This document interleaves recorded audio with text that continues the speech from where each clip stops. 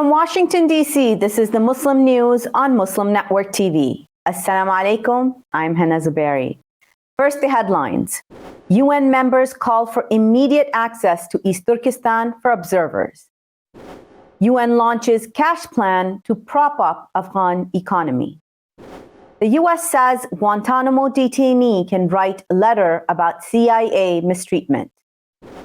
Arab Muslim woman sues Walmart for discrimination.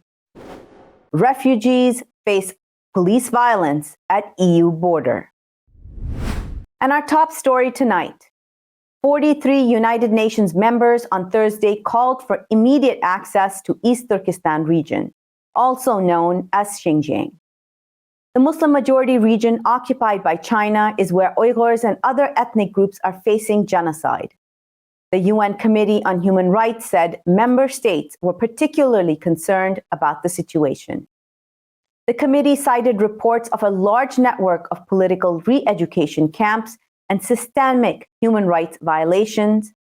Amongst them are forced sterilization, severe restrictions on freedom to practice religion. It calls for immediate and meaningful and unfettered access to Xinjiang for independent observers. UN data show about 1 million Uyghurs are being held forcibly in places Beijing calls vocational training centers. The United Nations has launched a funding program aimed at preventing the Afghan economy from collapsing during winter by getting cash flowing again. Ashim Steiner, administrator of the UN Development Program, said the world is witnessing an economic implosion amid the political turmoil in Afghanistan. It has devastated the national economic and financial system, but also perhaps more dramatically, the people's economy, he said. Steiner said 97% of Afghan households could be below the poverty line by early to mid-2022. He said the implications of this disruption to people's livelihoods is enormous. We have to stabilize a people's economy, and in addition to saving lives in the immediate, we also have to save livelihoods, because otherwise we will confront indeed a scenario through this winter and into next year. A 31-year-old Moroccan man was shot dead earlier this month while sitting in his car in Martindale, Texas. Adel Digoui was unarmed while he was fatally shot in the small town outside of Austin in the early morning hours of October 11th.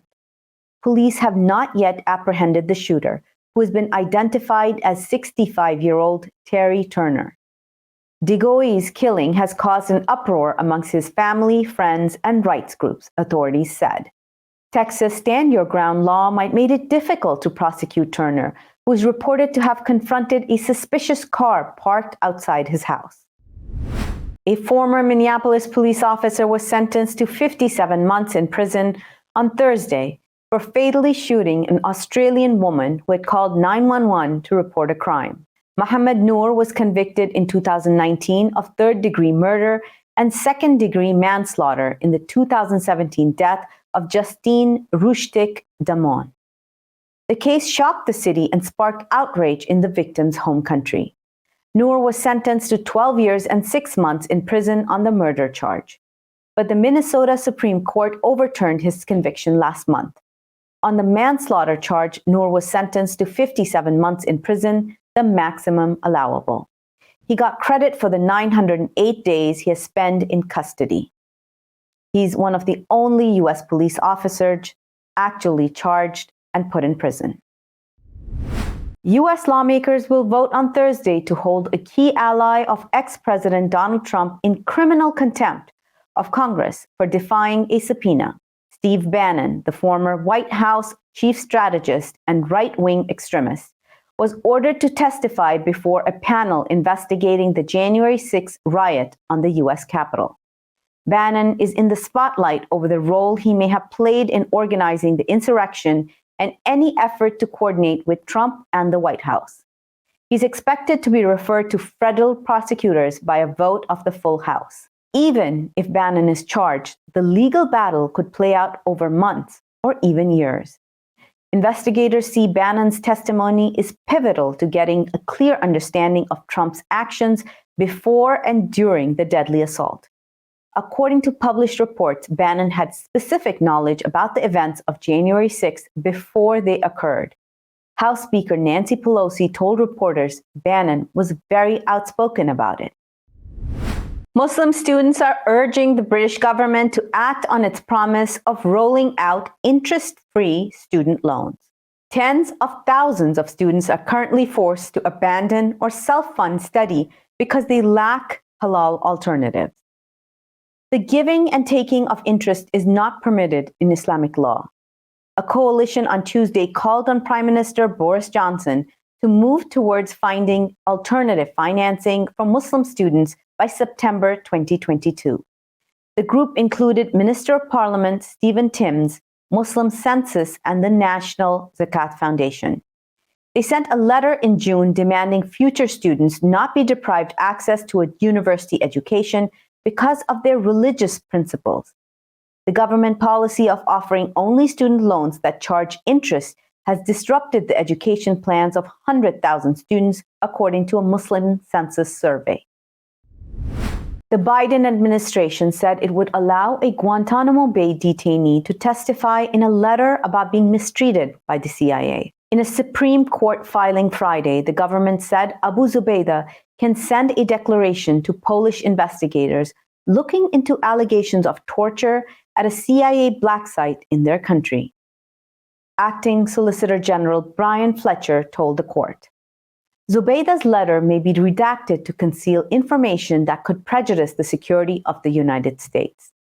His lawyers have filed a complaint against Poland in Polish and European courts for its role in his treatment at the CIA black site. Zubaydah is seeking testimony from James Elmer Mitchell and John Jessen, known as the architects of CIA's post-9/11 enhanced interrogation program. The U.S. government has denied that request. To learn more about Abu Zubaydah, let's watch Muslim News special report by Atif Shafiq and Saliha Farouk. A Palestinian like me with no homeland, no passport, and no identity. One who is destined to be born in a country that is not his and live among people who view him primarily as a refugee. These are the words of Abu Zubaydah. He is a Palestinian who has been in U.S. custody for almost 20 years. He has never been charged for any crime. He has never been tried. He has never been convicted. But he is still locked up at a secret CIA-controlled site in the U.S. naval base at Guantanamo Bay, Cuba. Once declared third in command, now the CIA says that he is not even a member of Al-Qaeda. But he is still there in a limbo called Guantanamo. The infamous torture memos were written for one person, Abu Zubaydah. And we intend to get every single thing out of him to try to prevent terrorist acts in the future. Rumsfeld's boss, President George Bush, was with him. Ramzi bin al-Shib or Abu Zubaydah, cold-blooded killers who were part of planning the attack that killed 3,000 people. After about a week of torture, the CIA in Thailand sent a message to their headquarters in Washington, D.C. They said it was highly unlikely that Abu Zubaydah was withholding intelligence, but the CIA ordered them to continue. It took 5 years for them to discover that Abu Zubaydah was not even a member of Al-Qaeda. That was 15 years ago. Abu Zubaydah fled Afghanistan to seek refuge in Pakistan as the U.S. bombing had started. On March 28, 2002, he was detained by Pakistani intelligence. From there, the CIA rushed him to its secret torture site in Thailand. The agency hired 2 American psychologists, James Elmer Mitchell and Bruce Jessen. They were paid $81 million to reinvent torture since it is illegal under US law. They renamed it to enhanced interrogation. Abu Zubaydah was the guinea pig of this fancy torture scheme. Starting August 4th, 2002, the CIA tortured Abu Zubaydah for almost 24 hours a day for several weeks. They used 12 brutal torture techniques, but waterboarding was their weapon of choice. This was a medieval technique borrowed from the Spanish Inquisition of Jews and Muslims in the late 1400s. US prosecutors declared waterboarding as a crime after World War II. But the war on terror became the excuse to allow many illegal things to happen, including waterboarding. Abu Zubaydah was waterboarded at least 83 times.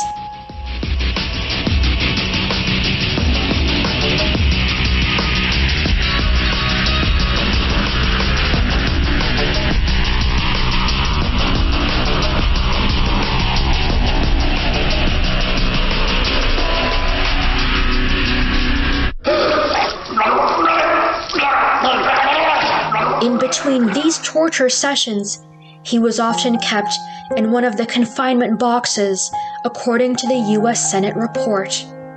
Abu Zubaydah was forced to spend 11 days in this coffin-sized box.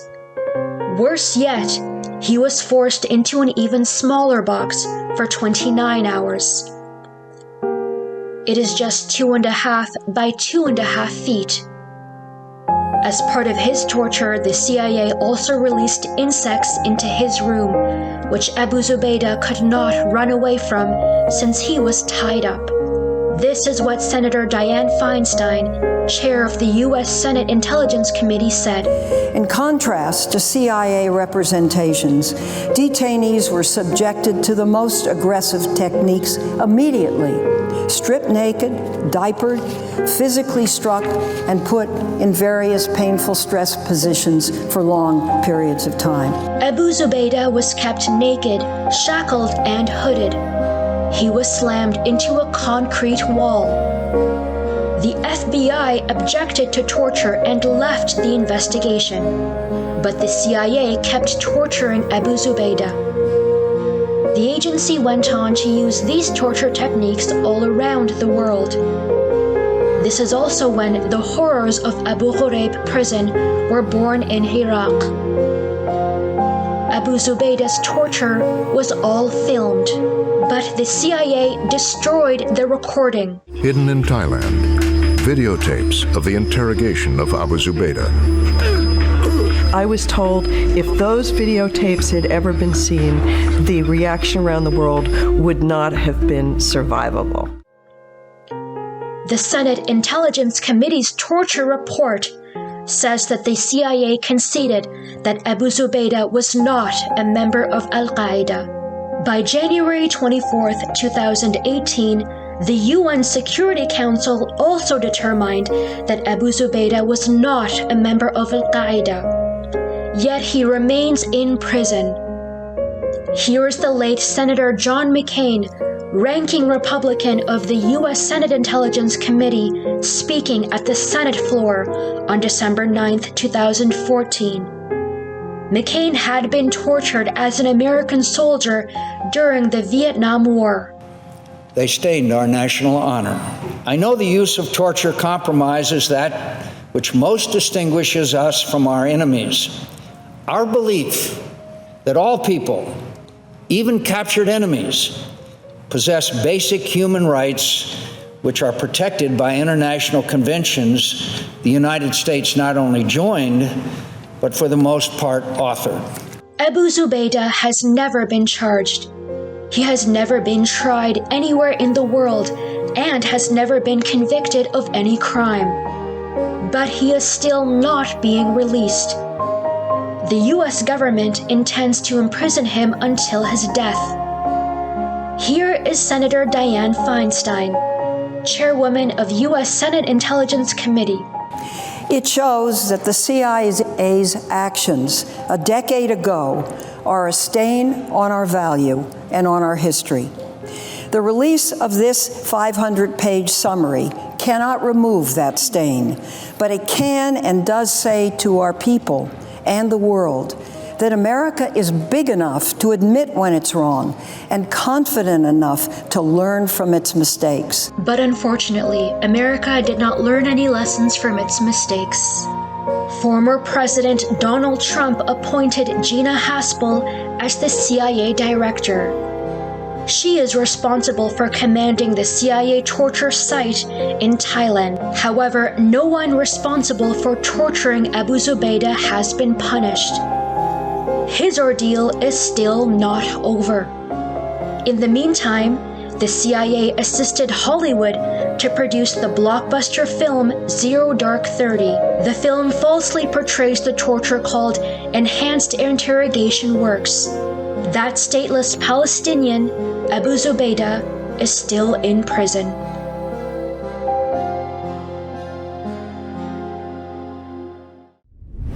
A University of Montana professor is on administrative leave over comments made on a personal blog about women, Muslims, and other groups.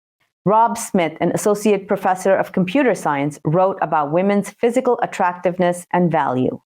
He also wrote Muslims are only peaceful to the degree that they are not Muslims. Some of Smith's comments have since been deleted. Some students petitioned the university to take action against Smith before his suspension. They argued it is inappropriate for someone who expressed physical attraction to teenagers to meet one-on-one with students. At the International Court of Justice, Azerbaijan is accusing Armenia of placing landmines in Nagorno-Karabakh as part of its ethnic cleansing campaign. The two countries already have hostilities. Last summer, they were at war. Azerbaijan's Deputy Foreign Minister Elnur Mammadov asked the UN High Court to order Armenia to stop laying landmines and to provide maps of the minefields and to stop inciting racial hatred. Mammadov told the Hague-based court on Monday that Armenians' campaign of ethnic cleansing and incitement to violence against Azerbaijanians is ongoing. The former Soviet republics fought for 6 weeks last autumn over the breakaway region of Nagorno-Karabakh. The conflict claimed more than 6,500 lives. Armenian Prime Minister Nikol Pashinyan signed a ceasefire agreement granting Azerbaijan control over parts of Nagorno-Karabakh and adjacent territories. An Arab-American Muslim woman is suing Walmart for discriminating treatment by its employees while she was working there. Sina Sohail Najim is an Iraqi refugee who fled her homeland in 2015. She was forced to leave her 2 teenage daughters there and travel to the United States, seeking asylum and a better life for her family. According to a lawsuit filed in Wayne County Circuit Court, Najim has been working at the Walmart Supercenter in Dearborn as a full-time employee. The lawsuit accuses Walmart and its 2 managers of subjecting her to discrimination and abuse. Najim claims she was regularly verbally attacked and insulted by managers using racial slurs and other discriminatory acts, said attorney Nabi Ayad. The Arab American Civil Rights League is aiding Najim with her suit. Huddled around cooking fires as winter looms in Bosnia, refugees are risking beatings and humiliation from Croatian police in hopes of a new life in the European Union. Most come from Afghanistan. Many refugees have endured months or years of fleeing war and poverty. They're housed at a ramshackle camp near the northwest Bosnian border town of Velika Kajudusa. They were met by Croatian police with clubs and guns at the gates entering the European Union. European Commissioner for Home Affairs Ylva Johansson called these reports concerning and damaging to the European Union's reputation. Some refugees have been on the road for years, and others left as the Taliban overthrew Afghanistan's Western-backed government in August. Ibrahim Rasool, an Afghan immigrant, tried crossing the border 3 times but was sent back. He and other refugees talk of the abuse they endured at the hands of Croatian authorities. Coming up next after the break is our in-depth analysis segment. So stay tuned, and we'll be right back after these messages.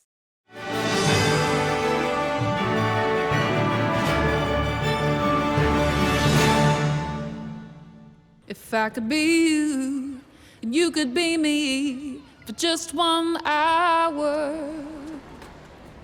If we could find a way to get inside each other's minds.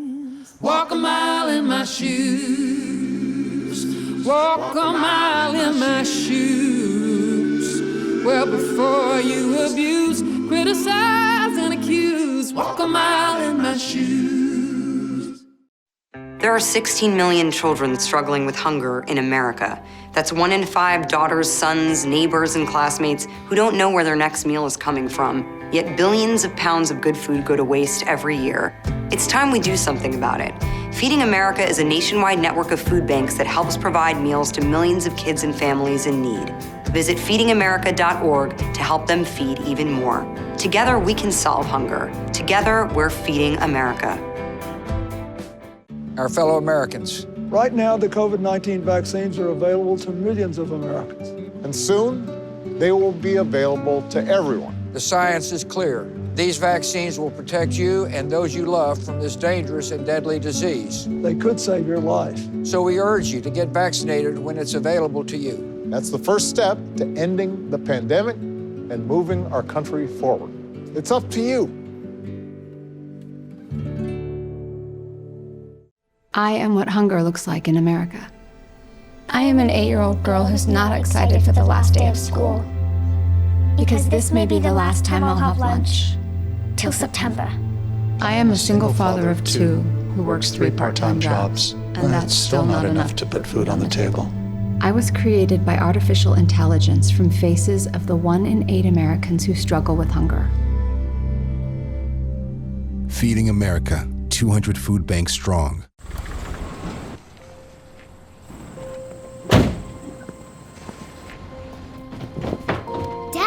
They took over my bedroom. Come on, come on.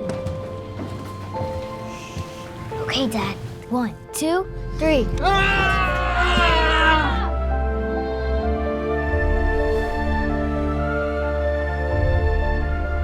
Dad!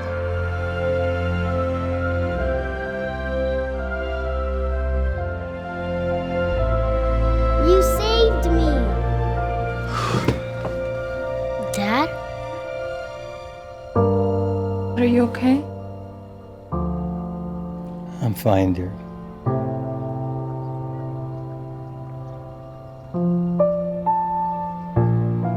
Your hero needs you now, and AARP is here to help. Find the care guides you need at aarp.org/caregiving.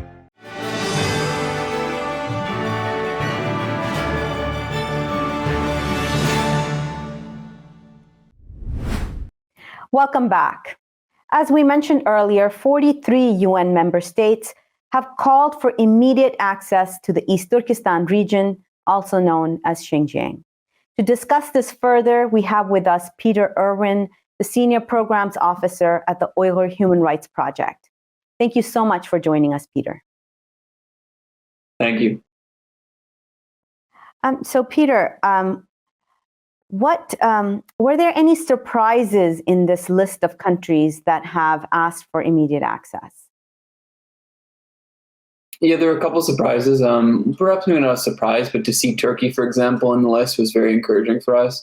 I think one aspect of the statement in terms of the list of countries who supported it was that it is a cross-regional statement. You have countries from all parts within the UN system around the world. So, for example, Honduras and Liberia. Those are some surprises, certainly. So I think in one way that was one meaningful aspect, is that there are really countries from all corners of the world who are getting behind this and pushing for access and pushing for more information on the situation. So let's talk about the statement in a little bit of detail. So one of the asks was immediate access to the region. Were there other asks?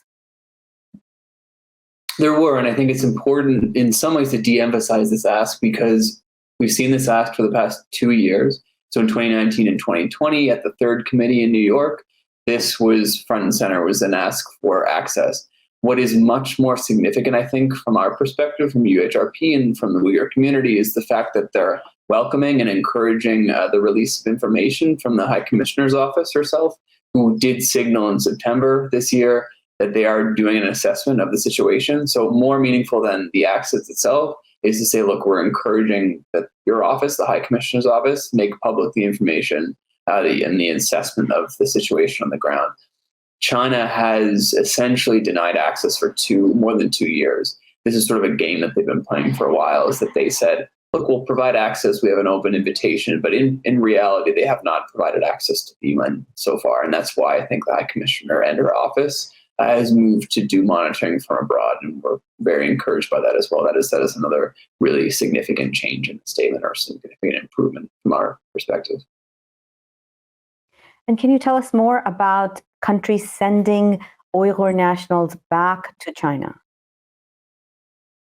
Yeah, and this actually came out in the statement. We were also encouraged by this. That was one inclusion that we were a little bit surprised about too, is that they were calling on all member states to ensure that they were respecting the principle of non-refoulement, so not to send Uyghurs back. And I think this came out of a few things. It came out of the fact that more and more Uyghurs around the world have become much more in more risky situations where the Chinese government has been intimidating and harassing them and pushing for forced deportations. So, for example, you get a case in Morocco, a Uyghur gentleman who had traveled from Turkey, was at risk, and he was actually put on the Interpol Red Notice list. He has been since taken off that list, but you see this harassment, intimidation, and the use of these kinds of mechanisms to try to get Uyghurs back. Uyghurs have been returned from close to 20 countries over the past 20 years, especially from South and Southeast Asia, Central Asia in particular. But also there have been cases in Europe and elsewhere where Uyghurs are insecure. Turkey, for example. So I think that actually did lead to an inclusion in this letter, or rather the statement, for countries to not send Uyghurs back because the risk is so high of detention simply for having been abroad. So for those of us in the audience who may not be very familiar with what is happening in the region, why does UHRP call this a genocide? So UHRP, back in January of this year, actually, we joined over 50 genocide prevention and atrocity prevention organizations and individuals who have expertise in this area, who called what's happening, who said that what is happening meets the threshold of acts constitutive of genocide. Since then, the U.S. government, for example, has called the situation genocide. A number of other parliaments around the world have passed non-binding motions or non-binding resolutions saying that what's happening is genocide.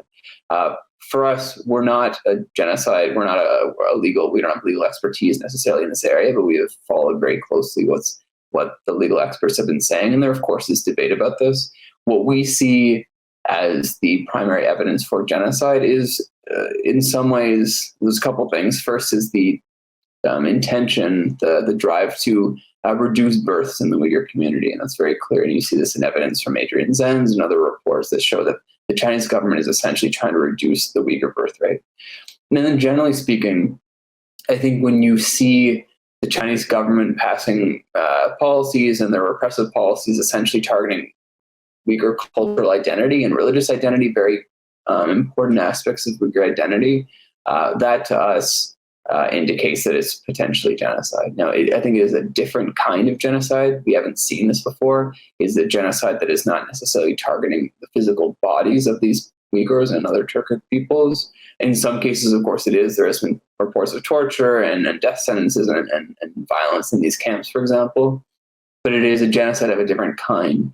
And I think that's in some ways why the international community has sort of had a hard time wrapping it around perhaps, or accepting genocide taking place. You're essentially eliminating your identity without eliminating the physical bodies of these people. So now what's next? After this UN statement, what are Uyghur activists and Uyghur-led organizations working on next? So I think based on this statement, we're looking forward to the assessment being made public. The High Commissioner made this very clear in September that this would be made public. So I think from there, you actually have the potential to gain even more support from governments who so far have been able to, claim sort of plausible deniability to say that the Chinese government says that nothing's happening. But on the other hand, there's mountains of evidence from groups like ours, from journalists around the world who show very clearly what's happening to the Uyghur people.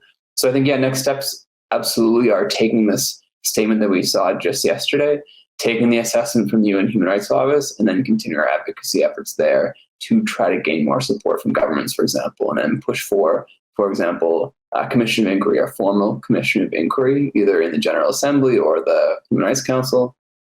This is from the UN level.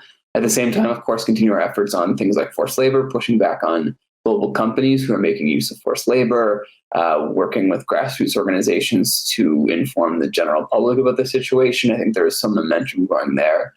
So there's plenty more to do, but I think, again, this week has been encouraging in seeing statements from member states like this. Thank you so much for your time, Peter. And it's especially important to get Muslim countries on that list. Thank you for your time and for being on Muslim Network TV. Thank you so much. That's all from our Washington studios tonight. Thank you for tuning in. You can find previous episodes and more on our YouTube or Facebook. For more content, keep watching Muslim Network TV or visit muslimnetwork.tv. Assalamu alaikum and good night.